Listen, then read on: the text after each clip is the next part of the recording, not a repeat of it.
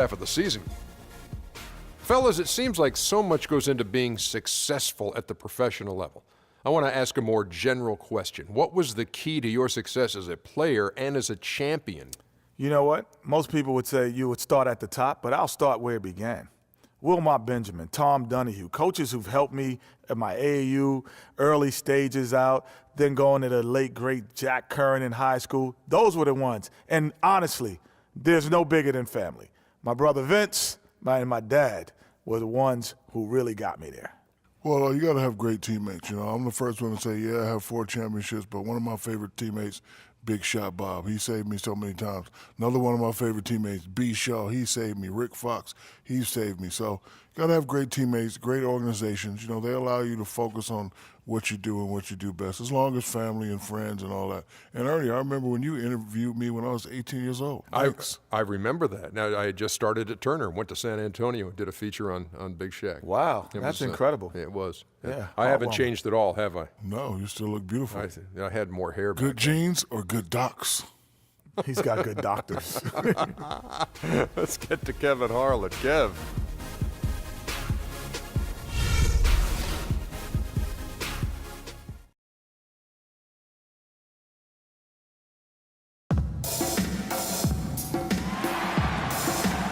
It's a Western Conference battle here at the American Airlines Center in Dallas, Texas, as the Mavericks look to work the home court advantage. Ready to go? Ready to go? The Clippers looking for a strong start to this road trip. Well, they are on top of their game right now, and guys, on top of the league, the best record in both conferences. And as well as they're playing, you'd have to consider them one of the leading contenders to take home the title. A number of teams in that discussion, no doubt about it, but they are right in the middle of it. All things lining up in place for them right now. I mean, with the postseason approaching, they're right where they want to be and playing really excellent basketball. Here are the starters for Los Angeles. Inside, it's Griffin and Jordan. Chris Paul is out there with Jay, and it's Navarro in at the 3 slot. Now here's Paul. Jordan kicks to Griffin. Clippers moving the ball around. Clock at 4. They grab their own miss, and he gets it to go. Clutch has got his second bucket of the game to go. He got a great read of where that miss was going, and that allowed him to be the first guy to it and get the putback. Nowitzki with the screen on Paul. Williams attacking. Here's Nowitzki, and it's good. Assisting on the play was Williams. Nowitzki's got his first 2 points of the night. Well, Merry Christmas. I mean, that was a freebie. Navarro sinks the three-pointer. There's a chance he could have a big game if they don't D him up more tightly on the perimeter. Paul against Williams. He kicks it to Parsons. Out left to the wing. Jenkins the pass to Parsons. Releases. And the Mavericks getting another bucket right there. So for Dallas, their last game, a loss to the Nuggets. Just looking at the stat sheet, they gave far too many free throws away in that game. Maybe it was the noise in the building or something, but they really looked rattled. Well, Greg, I don't know if it was the biggest reason for that loss, but all of those misses from the stripe clearly had an impact on that game. Well, you see Blake Griffin, and he is known for his huge dunks and ability to score, but he is a very well-rounded power forward. He's one of the best power forward passers in the league. Here's Griffin. Deron Williams picking up that last basket. And here we go. The Mavericks on a fast break. It's deflected. Here's Navarro. And Pachulia pulls it down. The Mavericks have gone 4 of 5 from the field so far. Parsons attacking. That gives them the lead. Textbook. Nice pass. Great catch. Even better finish.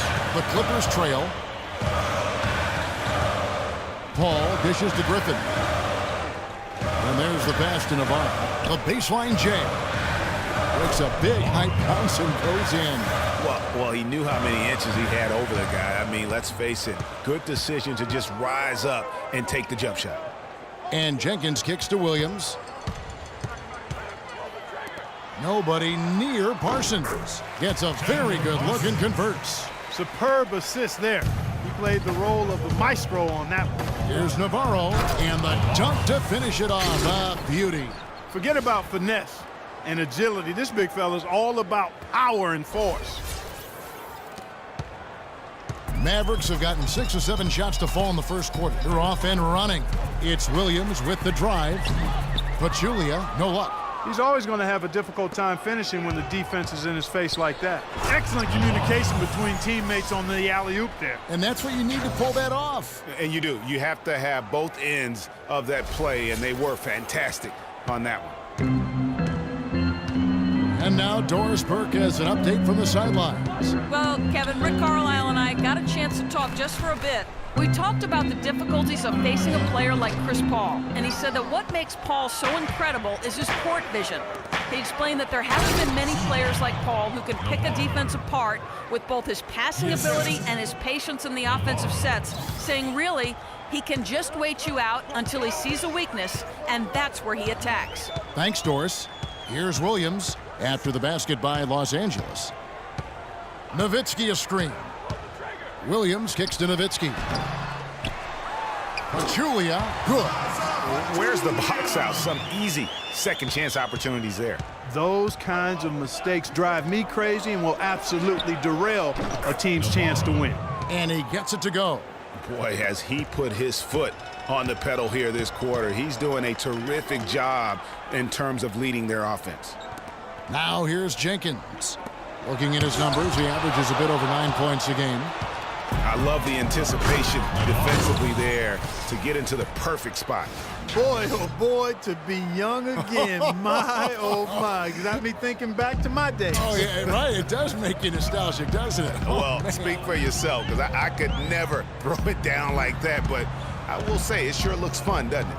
And the Mavericks with possession here after the Clippers pick up 2. Clock at 6. Wide open shot is on the money. And it's 6 points for Williams. And he is really in a zone right now, playing and scoring with confidence. And it's out of bounds. Last touch by Nowitzki. Nick Collison's checked in for Dallas. Checking in for your Mavs, Nick Collison. Pick by Griffin. Here's Navarro. Dishes to Griffin. He used that pick to get in close. Griffin's got his first basket. You know, the defense has got to do a much better job of fighting over those screens. And Greg, especially when the ball is in his hands. I mean, come on now. You know he doesn't miss too many open looks like that.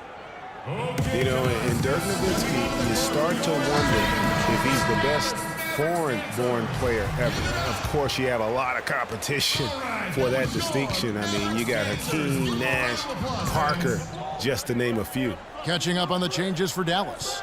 Charlie Villanueva's checked in for Nowitzki. And Barea subbed in for John Jenkins. Now here's Barea. 6 on the shot clock. Williams with a clean look. Off the mark there with the three-point shot. Back to the topic of Nowitzki as the greatest foreign-born player ever. I think Hakeem Olajuwon. Clark is really his only challenger. Yeah, I would agree with that, and I'd keep Hakeem at the top of that list just because of his presence and impact at both ends of the floor. But Dirk, clearly one of the all-time greats in NBA history. And guys, what a spark plug J.J. Barea has been throughout his career. When he comes in the game, you can feel the lift. We saw a couple games against Houston in the playoffs, saw it back in 2011 in the championship season for the Mavs. That's a great point. I mean, he has an energizing effect on his teammates, the fans, and the announcers. I mean, he just brings so much spirit and hustle to the games. Very hard not to root for a guy like that. Here's Barea. The Clippers getting the bucket. Back to Collison. Pass to Anderson. Over to the left wing. Baseline jumper. Rebound by the Clippers. For me, my favorite memory of Barea, his outstanding postseason in 2011. The Mavericks had to get through the Lakers and the Heat to win their first championship. And Barea broke down those defenses by screaming to the hoop every chance he got. Actually, he squirted to the hoop. Oh, yeah! I mean, just beautiful. Well, that fast break went according to plan. Yeah, nice job there, Greg. Recognizing the opportunity was there to push him, and then excellent execution. And the replay, of course, presented by Kia. What a play. Outside Williams, the three, and it's good. Williams has got 9. Man, that is not an easy shot right there. I mean, he had to get it off over a much taller defender. Yeah, he needed to add just a little more loft on that one because of the size mismatch, and he did it perfectly. And that's 10 straight points in the paint. The defense, nowhere to be found. I think they've really got to start committing more bodies down low and really kind of close that area off defensively. And both teams on fire from the opening tip. Well, I don't doubt it, Greg. We're going to have an entertaining game of basketball here today. I mean, I think it's pretty obvious that's the case. No good. And it's the Clippers taking it the other way. Last time they met was in Dallas, where they beat the Mavericks. I mean, no stress in that one. The game almost looked like a shoot-around for them. Amazing at how well they shot the basketball. And even more impressive, Greg, considering it was on the road. I mean, it's rare that you see a team get that hot away from home. Now here's Barea, defended by Paul. Barea, the pass to Williams. The shot misses. Great D that time from Jordan. You know, he just hasn't looked right to me. A bit out of sorts, if you will. Something's off with his mechanics, at least as I look at it. Terrific game for Jay. He already has 10 points and 4 assists. He's been tough on the inside and displayed great vision with his passing, too. And you know what? He is the total package today, giving them a little bit of everything. That's a familiar sight. He hardly ever wastes his chances at the line. Cashes in regularly. Dallas calls timeout. Way too many shots in close, and he's got to get his guys to cut that down in terms of points in the paint. Clearly the reason for the timeout, Greg. I mean, he wants his guys to toughen up inside and start protecting the rim. Mavericks trail by 9. And Jay gets the whistle that time. That's his first foul. That's his first personal foul.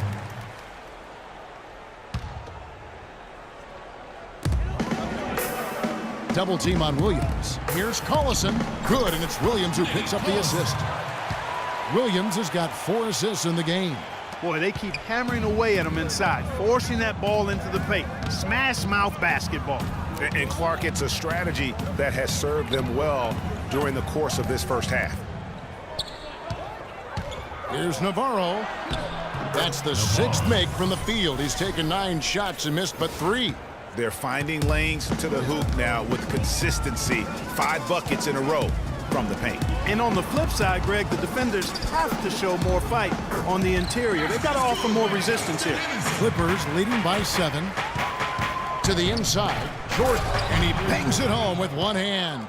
I tell you what, he can do a lot more damage to that rim than that when he wants to. And you know, Clark, with the lead they're enjoying, I'm surprised he didn't put a little something extra on that one. Me too. Well, I'll tell you what, I'm glad he didn't, because otherwise we'd probably have a 45-minute delay here as he shattered the backboard. He's really stepped it up this quarter.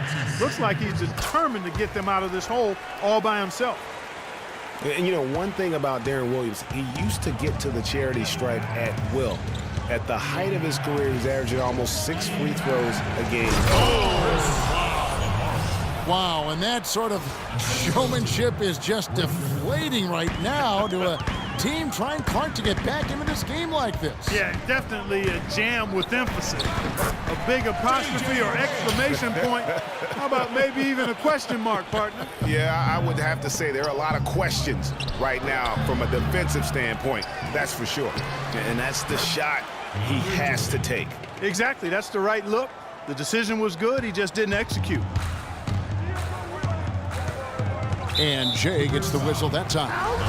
That's his 3rd foul so far. Bonus situation in effect, so we'll head to the free throw line for 2. The Mavericks shooting their 3rd and 4th free throw attempts of the game. And I think this is a strength of this team. Solid numbers at the line across the board, 77% collectively. And guys, that's really an upgrade over how they shot last season. Not a huge upgrade, but an upgrade nonetheless. Terrific design on the pick play, and he lays it in.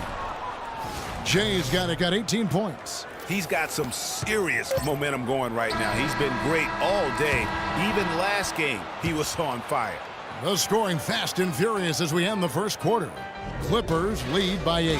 And the second quarter about to get started. We'll be back in just a moment.